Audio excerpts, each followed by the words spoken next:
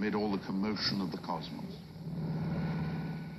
Now, because of its motion in orbit around the sun, our Earth is traveling at a speed of about 30 kilometers a second. If the principle of relativity were not valid, we should expect the laws of nature to depend on the Earth's direction of motion at any moment. But the most careful observations have never revealed any lack of equivalence of different directions. Slices of M87 at different distances from the center, and use the Doppler shift to tell how fast the stars in the galaxy are moving around.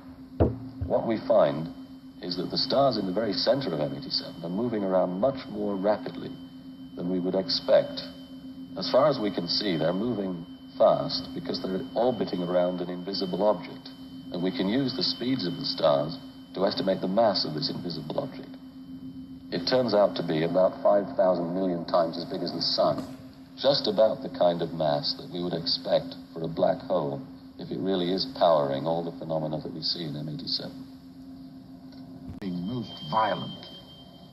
In order to explain many of the phenomena out there in the universe, we have to invoke enormous energy sources.